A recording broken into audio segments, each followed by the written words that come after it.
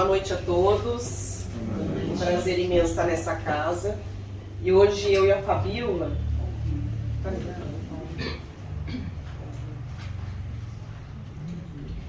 nós vamos trazer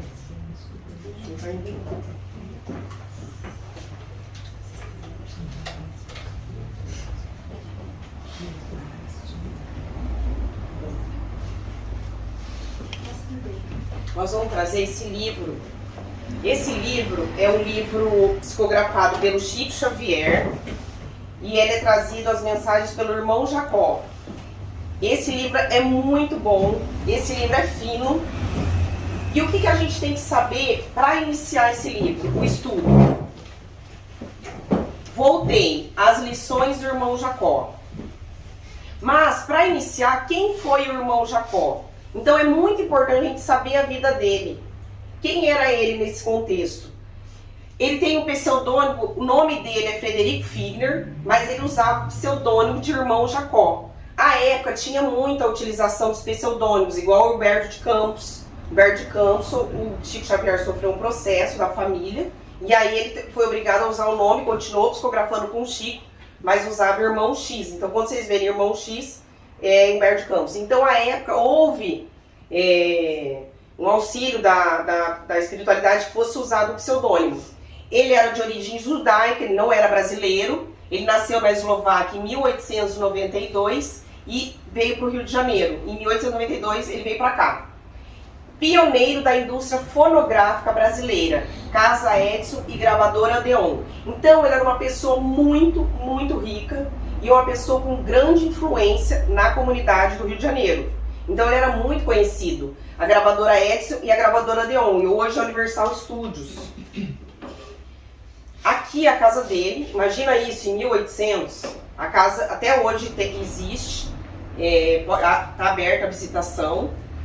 E aí o anúncio da Casa Edson e aqui a loja dele, com os gramofones, tudo trazido dos Estados Unidos. E qual era a atuação do irmão Jacó na Federação Espírita? Ele foi vice-presidente, foi tesoureiro e membro do Conselho Fiscal. Com uma disciplina digna de louvores, dividia seu tempo entre a atividade profissional e os afazeres espíritas. Então ele era muito atuante na doutrina espírita. Então ele ia 2 vezes por dia na casa espírita, ele ia de manhã antes de abrir a loja e após. E antigamente tinha muitos receitistas, as homeopatas, então ele separava e pegava essas receitas. Então ele era muito atuante na doutrina espírita. E o que é importante a gente falar isso? Primeiro, as pessoas acham que quando a pessoa vem com a questão da pobreza, é mais difícil.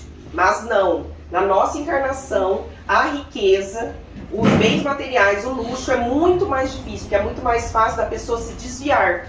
Então, apesar dele ser rico, apesar dos bens materiais, ele era muito atuante no espiritismo. E o que a gente tem que saber também? Que ele era muito atuante, ia muito ao ele era da Federação Espírita, foi vice-presidente, foi tesoureiro, membro do Conselho Fiscal. E qual a diferença do livro Voltei e do livro de André Luiz? Então os dois são o quê? Repórteres do mundo espiritual para nós. Então nós temos as obras de André Luiz com Chico, trazendo aquelas 13 obras, trazendo como é o mundo espiritual. O que tem lá, as colônias, os hospitais, que obsessão, tem evolução no mundo espiritual. Então todas essas notícias foram trazidas também por quem? Por André Luiz.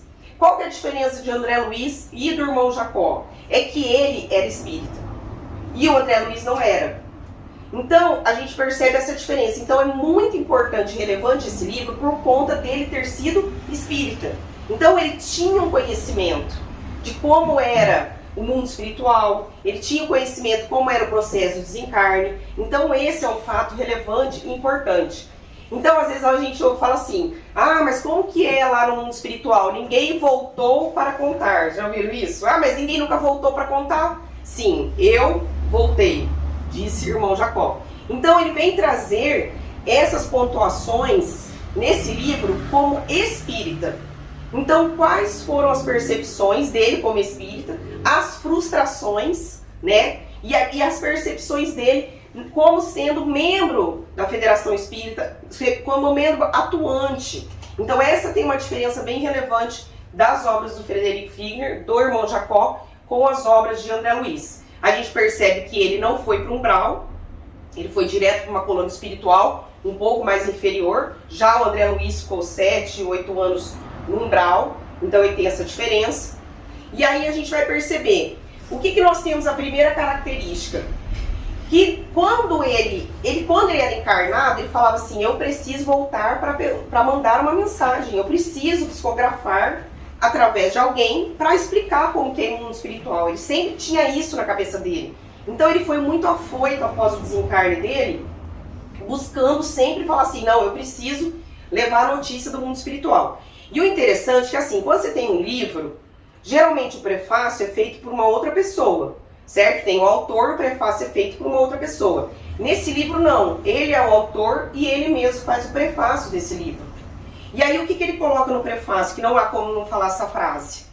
É para vocês, membros da grande família, nós espíritas, que tanto desejei servir, que grafei essas páginas, sem a presunção de convencer. Não se acreditem quitados com a lei, por haverem atendido a pequeninos deveres de solidariedade humana. Nem se suponham habilitados ao paraíso por receberem a manifesta proteção de um amigo espiritual. Então aqui já vem dando uma chapuletada na gente, porque a gente acha que está todo, né? Estamos aqui trabalhando na seara espírita, estamos com tudo. Ele, extremo trabalhador, ia 2 vezes por dia na casa espírita. Então, muito atuante, nós aqui estamos 1 ou 2 vezes na semana, acho que estão brilhando. E aí ele fala, olha, não se achem quitados com a lei. Então, do lado de lá, a situação é bem diferente. E é o que ele percebe também? A dificuldade no seu desencarne e a dificuldade na comunicação. Aqui, nessa primeira figura, ele está lá em Pedro Leopoldo, no centro Chico Xavier, que isso, ele tentava o quê? Fazer essa comunicação e ele não conseguia. E aí os amigos espirituais ali, que estavam auxiliando o Chico Xavier, falaram, calma, irmão Jacó, tenha calma, tenha paciência, não é assim. E ele muito foi querendo se comunicar. Mas o que ele denotava também? A dificuldade nesse intercâmbio de comunicação. Então a dificuldade é igual a gente fala, o telefone toca do lado de lá, né? Sim, só que se a rádio não estiver bem sintonizada, a mensagem não vai ser bem repassada. Então a gente percebe que não basta o espírito querer comunicar, o médium também tem que estar muito preparado. Então ele percebeu o despreparo dos médiums, não no Chico Xavier, mas em outras casas que ele foi antes. Ele percebeu que era difícil. Por quê? Porque o médium tem que... Isso é um recado também que ele deixou, o quê? Os médiuns têm que trabalhar a parte moral, tem que estar muito bem sintonizado com a espiritualidade. Então ele percebeu que há, até hoje, essa dificuldade o quê? Nesse intercâmbio. E o que ele percebeu também? Ele tinha conhecimento de como era o processo de desencarne, como nós temos. E foi fácil? Não. Esse descolamento do corpo não foi fácil, a gente percebe na leitura dessa obra o quanto foi difícil. Aqui é o irmão Andrade, que é o mentor espiritual dele, aplicando passe, ele está acamado ali, doente, o irmão Jacó, no processo de desencarne, e ele aplicando passe e o auxiliando. E aí nós vemos o quê? Que ele está ali deitado, e todas essas imagens é o quê? Passava um filme na cabeça dele, como se fosse um filme da vida toda, e ele fazendo análise de tudo que ele havia feito, o que ele não havia, os seus arrependimentos. Aquilo ele começou a ficar tão aflito que ele não conseguia nem entrar em prece. E aí ele recebeu um presente da espiritualidade. A filha dele, que havia desencarnado há 26 anos, que no livro ela é chamada de Marta, mas também usava um pseudônimo, mas o nome dela na vida real chama-se Raquel, e ela veio em espírito auxiliar o pai no processo de desencarne. E até ele entra em conflito e fala, nossa, será que é minha filha ou a minha mãe? Porque naquele processo carinhoso auxiliando. E o que a gente percebe? Como que é o desencarne? Quanto mais apegados à vida espiritual, quanto mais material a gente tiver, o desligamento espiritual vai ser mais demorado e o processo de desencarne será mais doloroso. Quanto mais ligados à vida espiritual nós estivermos, o desligamento espiritual será menos demorado e o processo de desencarne menos doloroso. Tá? Morrer dói? Depende. Como que nós estamos apegados com o mundo material? E quando nós estamos ligados com o mundo espiritual. Só que esse apego não é só a bens materiais. Apego aos nossos pais, apego ao nosso marido, apego aos nossos filhos. Então nós temos vários tipos de formas de apego. E o que eles percebem também? Que eles estavam nesse processo de desencarne no quarto dele, na casa dele. E aí eles chamam no livro de fluidos gravitantes. O que é isso? Mesmo ele tendo todo esse conhecimento espírita, a espiritualidade que estava auxiliando ele naquele desencarne falaram: irmão Jacó, você ainda continua muito ligado às suas coisas, mesmo que ali, inconscientemente. E aí eles pegaram o irmão Jacó e levaram até o mar, ali no Rio de Janeiro, que é um lugar mais aberto, e aí ele conseguiu terminar o seu processo de desencarne, um lugar aberto, um lugar tranquilo, mar, e aí ele terminou o processo de desencarne dele. E aí foi convidado o irmão Bezerra de Menezes, nada mais nada menos que Bezerra de Menezes auxiliando, a sua filha e o irmão Andrade, que é o seu mentor espiritual, todos auxiliando ali nesse processo. E aí foi perguntado para ele: irmão Jacó, você quer ir até o seu enterro? Aí ele falou: eu quero ir. Porque ele, como afoito repórter do mundo espiritual, falou: não, eu quero ir sim. E aí ele foi ao seu velório. E aí foi extremamente surpreendido. Por quê? Ele não conhecia, ele começou a denotar as dificuldades. E antigamente, não muito antigamente, as pessoas eram veladas nas casas, né? Hoje tem as casas mortuárias, mas dentro da própria casa. E aí ele foi percebendo, estava lotado de gente. Imagina, no Rio de Janeiro, uma pessoa na sociedade. Então, quantos curiosos tinham ali? Gente que não foi lá para fazer uma prece para ele, não, para ver a casa dele. Aí falava: nossa, quanto será que ele vai deixar de herança? Quanto será que gastaram nesse enterro? E aí ele ficou muito transtornado, percebendo toda essa energia. E aí quais lições que ele traz para nós? Que quando a gente vai a um velório, quando a gente está no sepultamento, a gente tem que ter o quê? Oração sincera, a gente tem que ter boas vibrações, a gente tem que ter respeito aos familiares, um silêncio respeitoso. Isso é importantíssimo ao processo de desencarne daquela pessoa. Então a gente tem que ter isso em mente, porque a gente vai no velório e começa a conversar, começa a dar risada, conversa aqui. Às vezes você passa, na casa mortuária e fala: ai, coitadinho daquele lá, tem 3 pessoas só no velório. Às vezes é melhor do que o velório lotado. Porque às vezes está mais, os 3 que estão ali estão impressos do que um monte de gente, uma multidão tumultuando. Então ele percebeu que isso causou muito transtorno. E aí ele estava saindo do velório dele, ele percebeu um veículo luminoso, uma luz imensa. E aí era a única luz que ele viu, e uns amigos dele que estavam fazendo o quê? Uma prece para ele. Mas pouquíssimos, dentre milhares daquelas pessoas que estavam ali. E além de tudo, além de não fazer prece, ainda ficavam falando de política, ficavam perguntando como seria o enterro dele, quando seria a herança que ele tinha deixado. Então o que a gente percebe na sequência de desligamento do irmão Jacó? Que teve a morte física do seu corpo, daí foi o desligamento espiritual, aí ele fez esse balanço existencial, que foi lembrando de tudo que aconteceu durante sua vida, foi passando um filme. Ele entrou no processo de perturbação, eles ficam num limbo, né, que você não sabe se está vivo, se está morto, aquela penumbra. E aí a condução, posteriormente, para a pátria espiritual.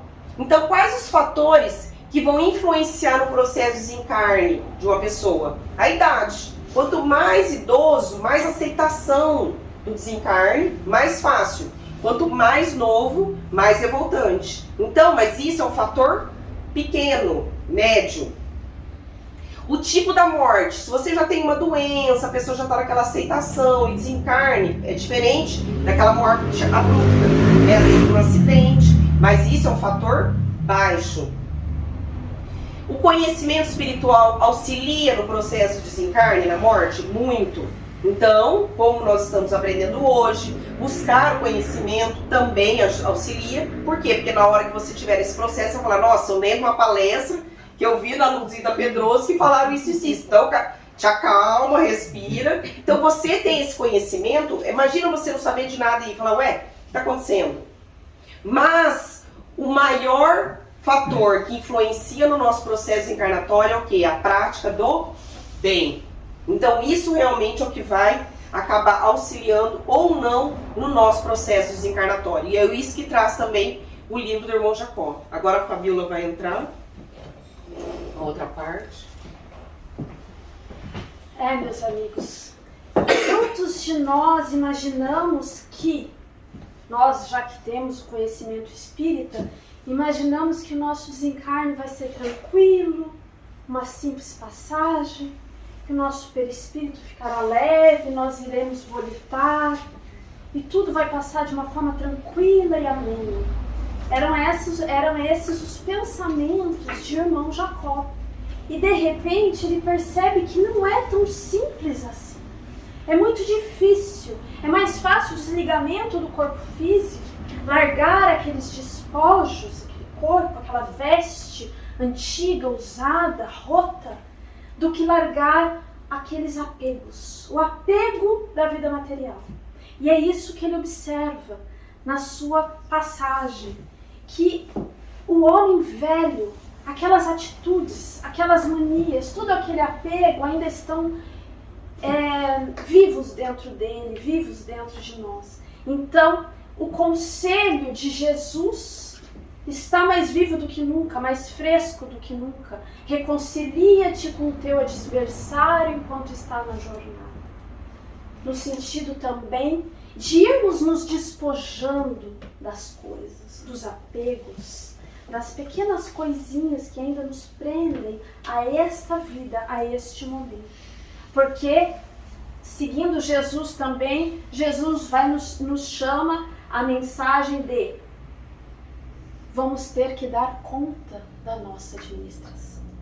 Teremos que dar conta das oportunidades que nos foram dadas, do bom uso da veste e do tempo, porque o tempo urge.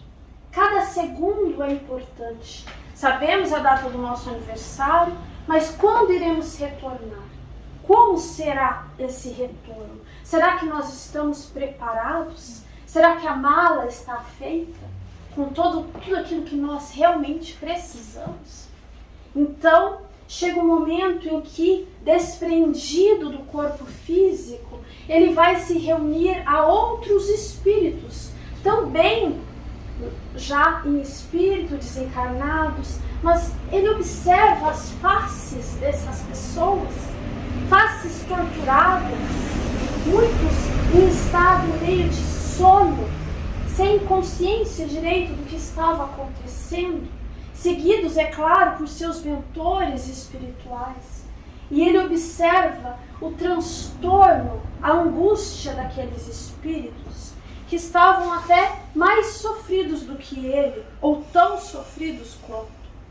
E de repente, se juntando a essa comitiva que estava se direcionando a uma cidade espiritual, um hospital de acolhimento, ele vê chegar uma senhora, limbada de luz. O seu peito irradiava luz, e ele imaginou que era um ser espiritualmente muito elevado, mas era uma singela professora, uma professora que na Terra não tinha destaque algum, uma professora como tantas, mas que na sua simplicidade, na sua amorosidade, mostrava o seu grau evolutivo. Ela tinha mais luz do que todos aqueles, e foi quando ele começou a observar a sua ausência de luz, que ele percebeu que ele não tinha tudo aquilo, né? E ela, observando que os raios saíam dela, ela sorridente, humilde, ficou um pouco angustiada na sua modéstia, por estar ali, saindo, né, diferente de todos, se destacando naquela comitiva. Bezerra de Menezes começam então a orientar, ele que está levando, guiando todos, porque todos não tinham ainda um padrão vibratório, uma luz suficiente para realmente volitar. Para fazer essa passagem de forma leve, tranquila, precisava dos benfeitores, precisava do auxílio de Bezerra de Menezes, conduzindo a todos. E ele explica que a passagem não vai, a caminhada, a jornada até a chegada nessa cidade espiritual, não vai ser tão fácil. vai ser cheia de percalços. E no livro, ele diz que ele não tem a permissão de descrever todos os percalços que eles iriam passar, mas que Bezerra orienta a importância de manter o pensamento alto, vibrando em prece, de esquecer todos os erros passados, os remorsos, tudo isso que nos chumba, né, nos mantém ali presos àquilo que nós estamos querendo deixar. Então, elevar o pensamento e seguirmos firmes.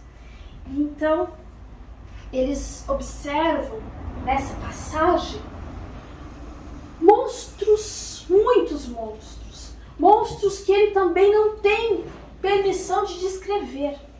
Mas ele nos diz que esses monstros deixam a dever muitos da mitologia. Sabe aqueles descritos da mitologia? Então, o terror, o medo, começou a tomar conta de todos ali, porque eles ouviam urros e barulhos de animais, coisas assim assustadoras. E as pessoas, os espíritos todos da comitiva, começaram a ficar meio paralisados com este medo. E Bezerra de Menezes então orienta de novo que levemos o pensamento para não nos afinizarmos com aqueles que ainda se estavam chumbados ao materialismo, né? Irmãos que ainda jaziam no erro, né? Que estavam ali lutando contra o bem, uma luta impossível, porque nós sabemos que a lei de progresso é uma lei divina. Então não há como lutar contra a vitória do bem. Mas eles estavam ali, nesse anseio. No anseio de aterrorizar e atrapalhar aquela jornada. E muitas daqueles monstros eram criações mentais nossas. Ele orienta no livro. Criações mentais de nós encarnados.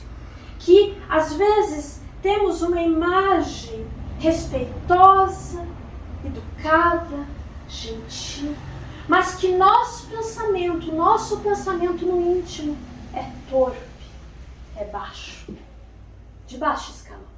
Nós estamos aqui, não é à toa, num plano de provas e expiações. Não há ninguém colocado aqui que não esteja nessa faixa de vibração. Então esses pensamentos geram criações mentais que são os que mantêm o umbral, as regiões trevosas. Então criam monstros que são alimentados. Então monstros, às vezes, criações mentais que não são seres, mas que são monstruosidades, alimentados pelos nossos pensamentos. E ele nos diz ainda uma coisa muito interessante, que graças a Deus existe o sol que nasce, e a luz do sol, os seus raios, destroem um pouco essas vibrações, esses miasmas continuam sendo formados. Mas imaginem só se não tivessem essa força do sol, essa força saneante, que limpa e destrói todas essas coisas, purifica, né? Então, de repente, ele enxerga à distância uma luz muito grande, um lugar muito iluminado, que é uma ponte. E a ponte tinha que ser atravessada, né? Bezerra orienta a todos, explica que a travessia era algo muito importante, de muito risco, muito importante que se fizesse. Então, todos se mantivessem ainda com os pensamentos, e ele por um minuto ele pensa, ele olha aquilo e imagina, será que eu sou merecedor? Será que eu sou merecedor disso tudo? De todo esse apoio? De passar por essa ponte? De ir assim? E nesse momento o irmão Andrade, o seu mentor, lhe orienta, mantenha o pensamento elevado. Não fique com remorsos nem nada. E de repente no meio da comitiva, eis que um grito. Um jovem diz, eu não posso, eu não mereço, sou assassino, eu matei. E aí todos os espíritos das trevas, espíritos ali gritam: assassinos não passam. Mas ele tinha merecimento. O crime havia sido perpetrado, sim, o assassinato havia acontecido, mas 30 anos de dedicou à caridade, ao bem, ao amor. Então ele era merecedor, sim, dessa travessia. E Bezerra junta todo o grupo de novo e fala a importância e pede para que o irmão Jacó faça uma prece. E ele está numa tensão, ele não sabe como ele vai, que prece que ele vai falar. Sabe quando a gente não... E ele se lembra da prece que a sua filha, Marta, lhe disse no momento do seu desencarne, no momento do seu desprendimento do corpo físico, que nada mais é do que o Salmo 23, né? Ele diz, como é que é? Salmo 23, né? Mesmo que eu percorra o vale da sombra e da morte, não temerei mal algum, porque Ele, o Senhor, estará conosco, na sua vontade e a sua vigilância nos consola. E aí ele foi declamando o Salmo 23.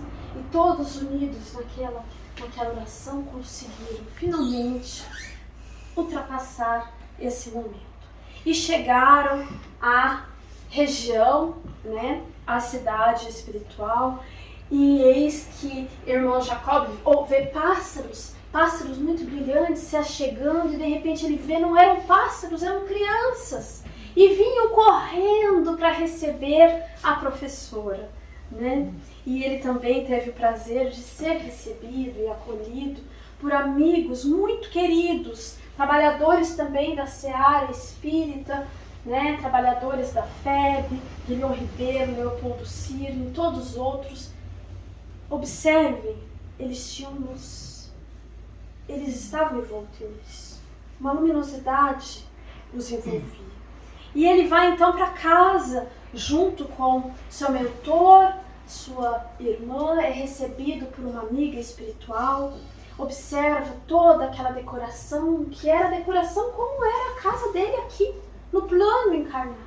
Ele fica estupefato com as belezas do plano espiritual, que mesmo que muitos espíritos de luz vieram até nós, tentaram nos descrever essas belezas, a gente não tem palavras no nosso vocabulário, ele é pobre para tanta beleza, né? E ele percebe que ele está extremamente cansado, que na verdade ele estava sendo sustentado pelas energias de Bezerra de Menezes. E a partir do momento em que o grupo se separou e ele está sozinho com o mentor e a filha, ele abate-se o cansaço e ele percebe que precisa descansar. Vai, descansa, mas é um descanso bem diferente deste nosso daqui. E depois, quando ele acorda, não sabe quanto tempo se passou e vai dar uma volta, né, constatando as belezas e tudo, mas ele, na sua ansiedade, já quer falar com os dirigentes daquela cidade espiritual, já quer resolver os problemas, onde ele vai trabalhar, o que ele vai fazer, sabe? Porque ele já veio com tudo planejado, com tudo muito esquematizado, né? E a filha, acalme-se, meu pai, acalme-se, tudo vai vir a seu tempo. E ele observa, de certa forma, triste, sonho, que ele ainda não tem a luz, né? A luz, esse brilho, né, do espírito. É isso.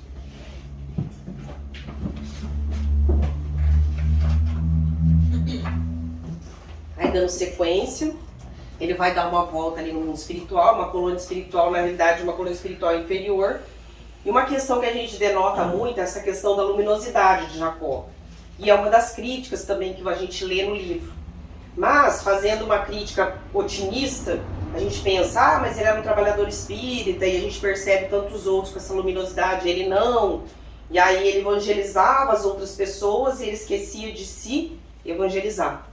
Então, às vezes, nós como oradores ou como evangelizadores ou professores da doutrina, a gente acaba evangelizando, corre o risco de evangelizar as pessoas e nós não nos auto-evangelizamos. Mas uma visão otimista que eu vejo assim, na questão desse livro é, apesar dele não ter essa luz, o processo de desencarne dele foi muito bem amparado. Ele teve um amparo de Bezerra de Menezes, ele recebeu a visita da sua filha, ele não passou pelo umbral, ele foi para o mundo espiritual. Então às vezes fala, imagina, tá vendo, ó, ele fez tanta coisa, olha o que aconteceu com ele. Mas não, tudo isso que ele recebeu de presente, né, esse processo todo de desencarne dele, foi decorrência do quê? Do seu trabalho dentro da doutrina espírita. Ainda que essa questão da luz seja algo que fica pontuando bastante durante toda a leitura desse livro. E aí ele está caminhando ali nessa colônia espiritual, e aí a Marta, que é aquela de azul, a sua filha, vai apresentar ao pai dela o que ela faz no mundo espiritual.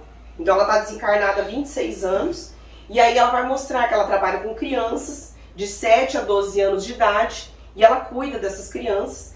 E aí eles não são divididos por idade, mas por aptidões, por afinidades. E aí eles ainda questionam, mas há crianças que têm induzimento ao mal? Daí eles falaram sim, né? Eles carregam dentro do seu perispírito e dentre as suas encarnações, e são crianças que estão esperando, então estão nesse processo do quê? De volta ao mundo material.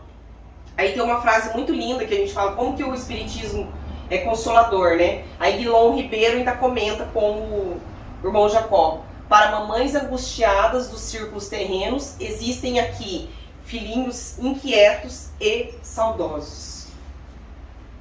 E aí ele anda pela cidade e aí ele avista um santuário com 7 torres, muito luminosa, e aí ele percebe que as pessoas ali, por mais que estão aflitas, com dores, elas não transparecem aquilo.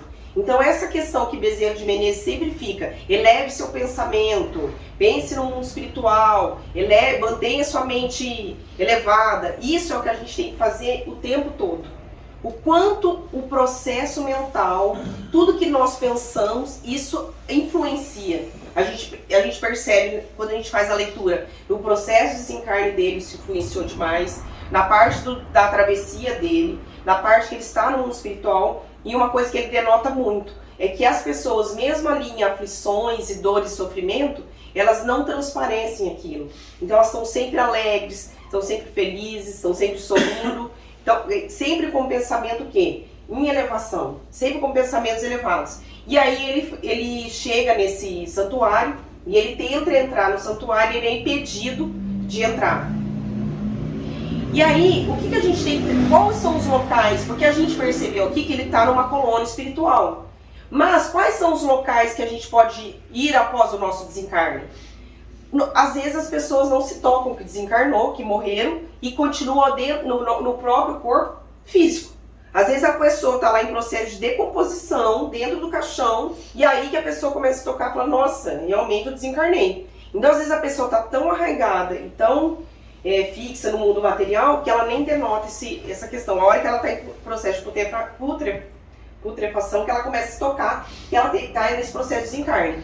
Ou muitos ainda estão aqui presos na crosta terrestre. Pessoas, por isso que a gente tem as casas mal assombradas. As pessoas continuam indo na casa, ou na fazenda, ou continuam contando dinheiro, porque ainda estão o quê? Coladas na nossa crosta terrestre. Uns vão aonde? Ao umbral. E tem uns também o quê? As trevas. Então qual a diferença do umbral e das trevas? Um umbral não há dono, não há nenhum tipo de chefia, mas há choro e ranger de dentes, no sentido de sofrimento, de arrependimento, de pedido de perdão. Então, na verdade, não é um local, é um processo o quê? Mental do espírito que está naquele local. Então, ele fica naquele sofrimento de perdão, de choro, então é um lugar escuro, com muito choro, com muito arrependimento, diferentemente das trevas. Nas trevas não há arrependimento, há maldade que perdura, há uma chefia, e aí a intenção o quê? É fazer o mal, diferentemente do umbral que há esse processo, né, de arrependimento. O Vale dos Suicidas. O Vale dos Suicidas também é um sofrimento, mas há o quê? Há uma proteção espiritual a esses espíritos suicidas. E há também o quê? Postos de socorro e hospitais, E há também colônias hospitais e também regiões de luz, que são o quê? Colônias superiores. Tem uma palestra do Elarrat que chama Lugar após a morte, Lugares após a morte, do Jorge Elarrat. É bem interessante, ele descreve cada um desses locais e ele vai discorrendo sobre cada um deles. E aí o irmão Jacó volta aqui ao planeta Terra. Então ele volta ao Rio de Janeiro, acompanhado de seus mentores, e ele volta para saber qual o trabalho que a espiritualidade faz na cidade. E aí ele até fala, vamos nos materializar, aparecer aqui. Daí eles falam, calma, não é assim, você vai assustar todo mundo. Não é assim que funciona. Então, ele percebe que todo o trabalho que o mundo espiritual faz, eles fazem uma evangelização mesmo, aqui na crosta terrestre. Para quê? Para que esses espíritos sejam evangelizados e sejam o quê? Devidamente encaminhados. Então há inúmeros trabalhos que a espiritualidade atua. E ele acompanhou todo esse trabalho. E aí um desses trabalhos que ele vai de evangelização, aí um deles desses espíritos reconhecem ele, que foi evangelizado inclusive por ele, quando ele estava atuando na casa espírita. E aí eles viram e falaram, ué Jacó, cadê a sua luz? Então aquilo é uma situação que incomodava muito ele. As pessoas denotavam muito, os espíritos denotavam muito isso. Só que os amigos espirituais, a espiritualidade, da colônia espiritual que ele estava, ninguém comentava sobre isso. Então, era algo que os espíritos menos elevados que acabavam percebendo e denotando isso ele. E ele se incomodava com isso. E aí, andando no Rio de Janeiro ali, ele percebeu uma pessoa, né, com um espírito horrível em cima, na realidade um espírito obsessor. E aí trabalha no livro toda essa questão, que é a questão, especificamente no livro, essa questão do vício ao álcool. Então é como se ele se sugasse toda a sua energia e trouxesse o quê? Uma dependência. Então ele não conseguia ficar sem a bebida. Por quê? Porque ele estava com aquele espírito tão colado nele, com aquela dependência tão forte, que eles estavam numa simbiose. Então é tratado nesse livro especificamente do alcoolismo, mas tantos e outros vícios que nós temos, né? E aqui especificamente eles trataram do vício da bebida. E aí retornou ao mundo espiritual, o irmão Jacó, e aí ele tem a permissão para entrar naqueles santuários, naquela casa, nesse santuário que a gente viu nessa figura. E aí ele entra e ele recebe uma surpresa. E todos os mentores espirituais, os amigos espirituais, pessoas que ele teve contato na casa espírita que ele atuou, e aí ele ficou muito emocionado, pessoas que falaram, irmão Jacó, eu estou aqui porque você me evangelizou, você que me ensinou a doutrina espírita. E aí ele foi ficando muito emocionado com aquilo, fazia um mês já que ele já estava nesse processo de desencarne, já havia desencarnado. E aí a descrição do livro é muito linda, essa parte. Que aí ele fala que caíam pétalas azuis do teto, que as pessoas eram iluminadas, que recebiam essa energia da espiritualidade. Todas aquelas pessoas, aquela luminosidade que já existia, aumentava-se cada vez mais. Então é um momento muito bonito do livro, que há essa descrição toda dentro desse santuário, que aí o irmão Jacó recebe uma homenagem e recebe todas essas pessoas que ele evangelizou, que ele conheceu. E aí, nesse momento, a Fabíola vai entrar para falar sobre essa parte. Gente, ele tá lá e é claro que ele não se sente merecedor de tudo aquilo. De toda aquela uma festa para ele.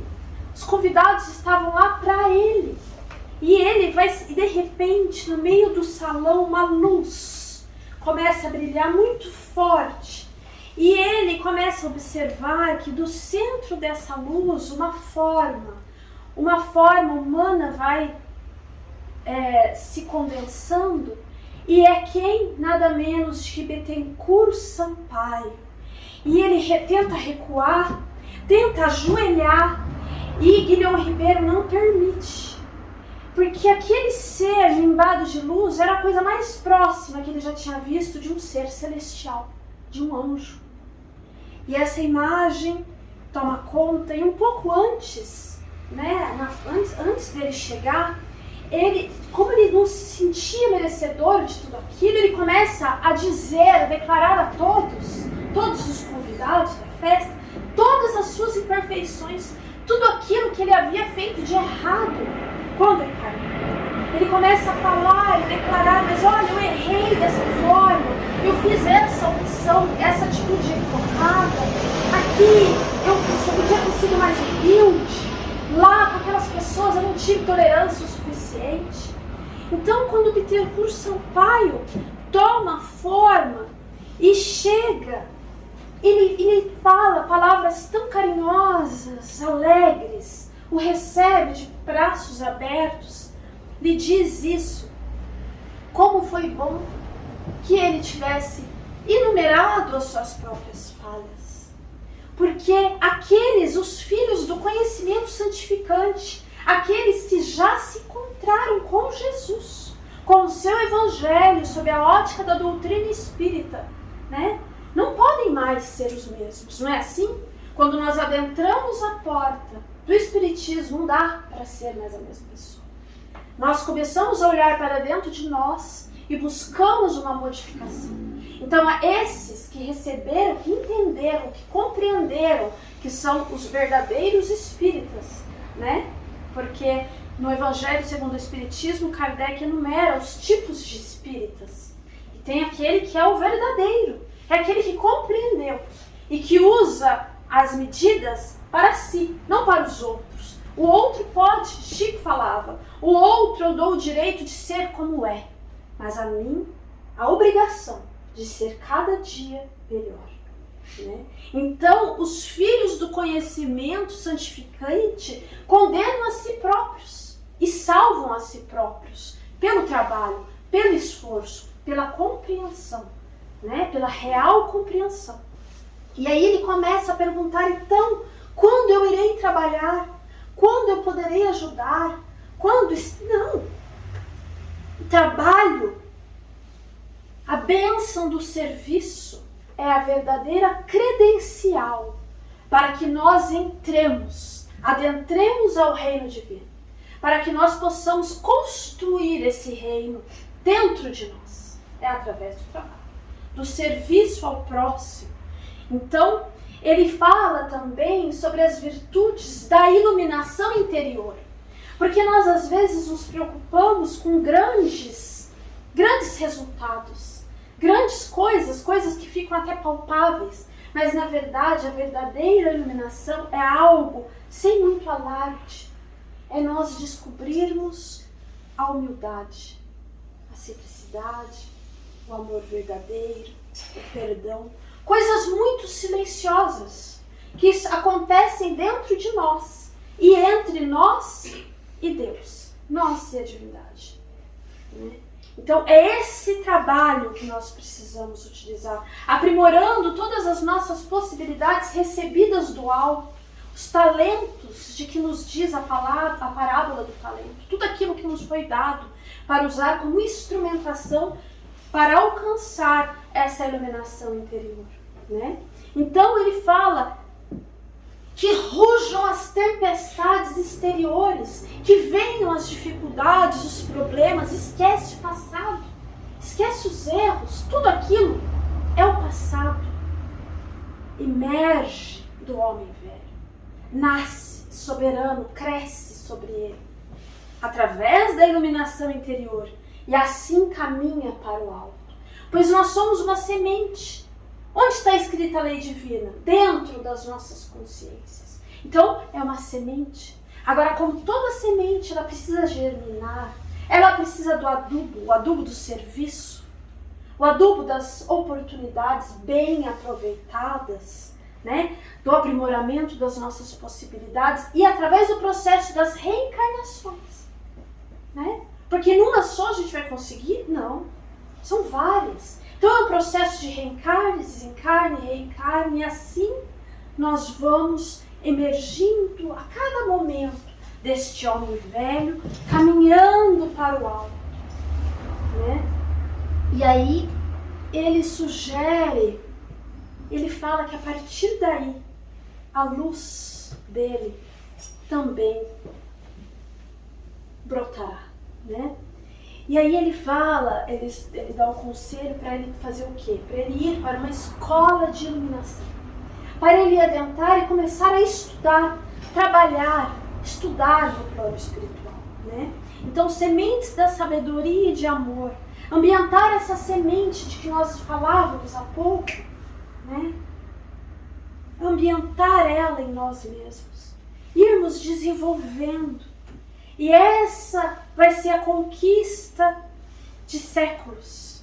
Até nós chegarmos à maioridade divina, aos braços do Pai. E Guilherme Ribeiro me diz um conselho muito importante, muito sábio, algo que a gente deve usar aqui na nossa presente encarnação, na nossa presente jornada física. Ele diz assim: vá para essa escola como um menino fresco, com a mente fresca e aberta. Não vá como aquele homem que ele era, um general, não um general, mas um general na sua atuação profissional, como ele é um líder.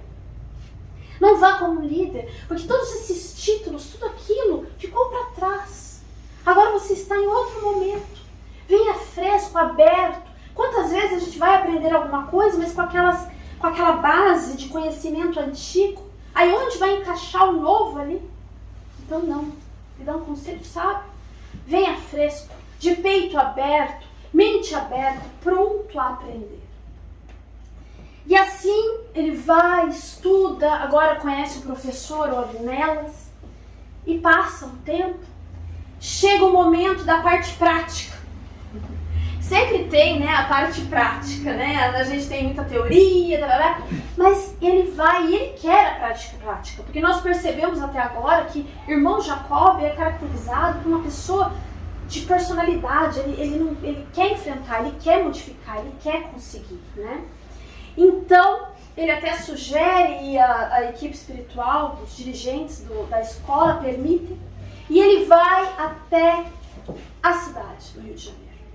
Num lugar, levam ele para trabalhar o processo de desobsessão, que era o trabalho que ele fazia como encarnado, né? Continuar esse trabalho.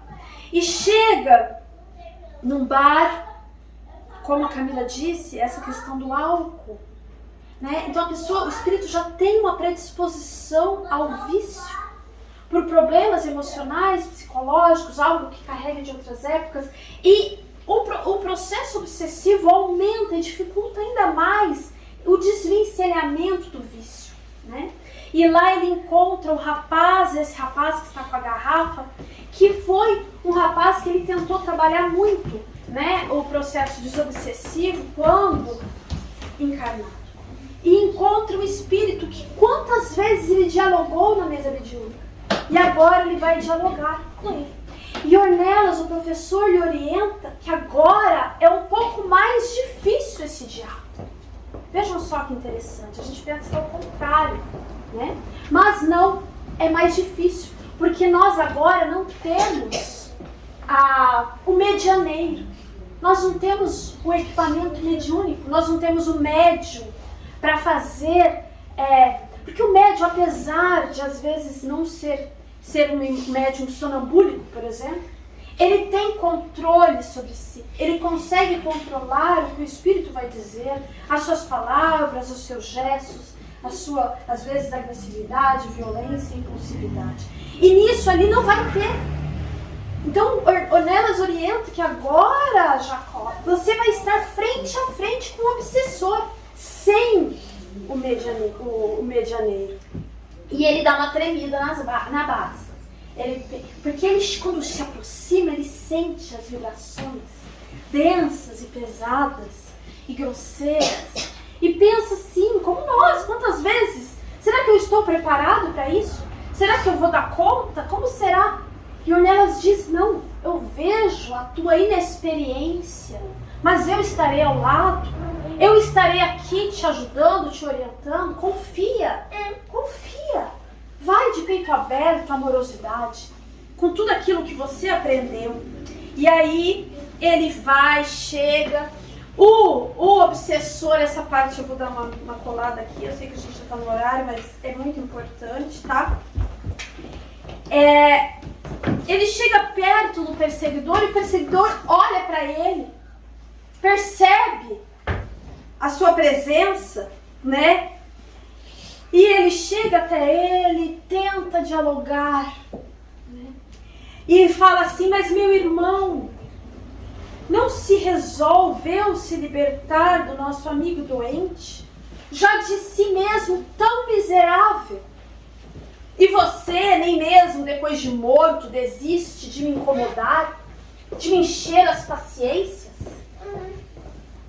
Sim, não desisto, porque quero ser o seu amigo e desejo trazer-lhe o espírito para a luz.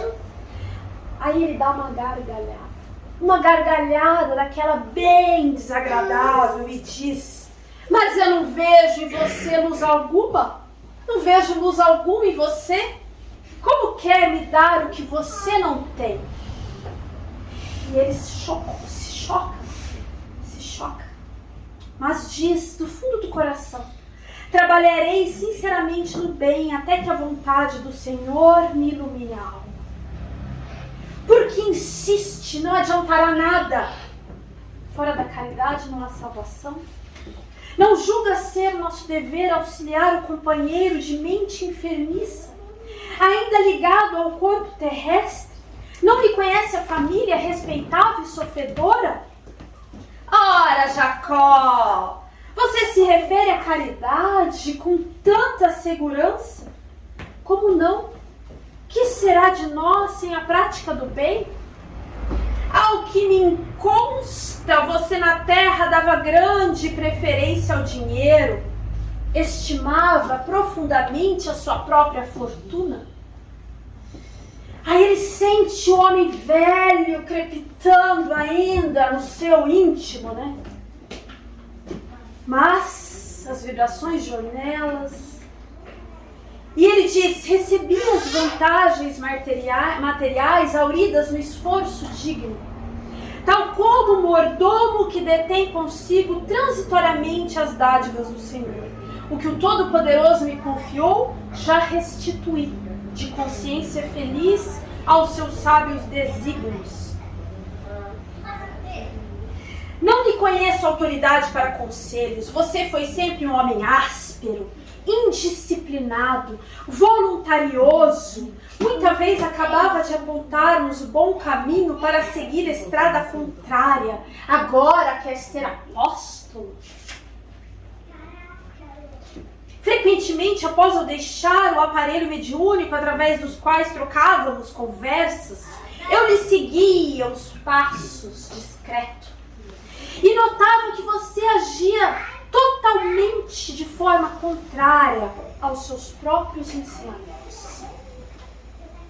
Ele ficou vermelho, envergonhado, né? Envergonhado. Sim, reconheço as minhas fraquezas. Entretanto, sincero é meu desejo de renovação e melhoria. Não nos santificamos de uma vez. E se todos os pecadores se negarem ao trabalho do bem, sob a alegação de se sentirem maus e ingratos, como poderíamos aguardar vida melhor para o mundo? Se os espíritos comprometidos com a lei não se resolverem a colaborar ao resgate dos próprios débitos, por se reconhecerem endividados, jamais atingiremos a necessária liquidação das contas. E o diálogo continua mais um pouco, e o espírito observa a sinceridade do amigo Jacó e permite que ele lhe dê um passe, lhe faça uma prece, uma oração. E Jacó é um pouco frustrado, porque ele já quer a solução de tudo. Ele já queria que aquele espírito se voltasse para a luz, decidisse que ia ser melhor e tudo acontecesse num piscar de olhos. E Ornelas explica que não é assim que funciona. Jacob volta muito pensativo desse encontro, percebendo quão caridosos foram os seus amigos, que em todo momento, em nenhum momento, jogaram na sua cara as verdades, os seus erros pretéritos, sempre falaram tudo com uma amorosidade, com caridade, com carinho. De repente, se tivessem usado de outra forma, tivessem falado de outra forma, talvez ele não tivesse aceitado tudo de forma tão tranquila. A caridade é uma bênção em todos os momentos. E ele daí decide que o que ele vai fazer? Ele vai se dedicar a enfrentar os obsessores. Então começa um momento em que ele vai, em muitos momentos na parte prática, tentar dialogar com espíritos obsessores, tentar conversar, ouvindo coisas muito agressivas a seu respeito, malhando o seu ego, o seu orgulho, aceitando tudo aquilo e buscando aos poucos se melhorar através desse chacoalhão, né? Então a consciência, né, começa a se aclarar até um dia que ele está andando pela cidade sem nenhum mentor ao seu lado, sozinho, e vê rodeado de repente por 18 espíritos, 18 obsessores, todos encapuzados, com feições de extrema agressividade. Eram ex-padres aqui na Terra, e ele se lembrou que muitas vezes, quando encarnado, ele falava mal dessa classe, né? Falava mal. E eles estavam com muita raiva dele, se aproximaram para assustá-lo, amedrontá-lo, humilhá-lo. E ele se deixa agredir por as palavras e tudo mais. E depois de um tempo, ele olha para aquela cena e começa a pensar que ele merece, de certa forma, tudo aquilo. E Jesus nos ensinou a amar os inimigos. Amar é orar pelos inimigos, a orar por eles. E ele começa a orar. Ele fecha os olhos e começa a orar ouvindo todas aquelas agressividades. E ele começa a orar, mas não como ele orava na terra. Ele está orando de verdade, com uma sinceridade pura, do fundo do seu coração. E ele começa a orar. E quando abre os olhos, ele vê que aqueles espíritos deram um passo para trás. E ele observa certa luz, certa luminosidade. E faz uma menção agradecendo à equipe espiritual, o mentor que estava com certeza ali ao seu lado, que ele não estava enxergando. E depois de um tempo aparece ao seu lado Bittencourt Sampaio. E ele diz, essa luz é sua. Aí ele observa que começou realmente um jatinho pequeno de luz brotando do seu espírito. Finalmente, já deu tempo. Vamos todos fechar os nossos olhos, elevar o nosso pensamento a Deus. E eis que a jornada é longa, mas o Mestre Jesus nos dá tantas ferramentas que possamos lembrar das mensagens do irmão Jacó e usá-la na nossa vida, no nosso dia a dia, pensando em nos libertarmos hoje de todas as amarras que nos prendem ainda ao homem velho. Senhor Jesus, dá-nos o poder de operar a própria conversão, para que o Teu reino de amor seja irradiado do centro de nós mesmos. Contigo em nós, converteremos a treva em claridade, a dor em alegria, o ódio em amor, a descrença em fé viva, a dúvida em certeza, a maldade em bondade, a ignorância em compreensão e sabedoria, a dureza em ternura, a fraqueza em força, o egoísmo em cântico fraterno, o orgulho em humildade, o torvo mal em infinito bem.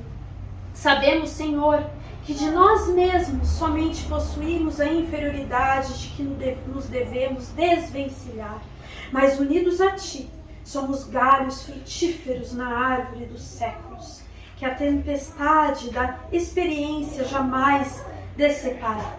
Assim, pois, Mestre amoroso, digna-te amparar-nos, a fim de que nos elevemos ao encontro de tuas mãos sábias e compassivas, que nos erguerão da inutilidade para o serviço da cooperação divina, agora e para sempre. Assim seja.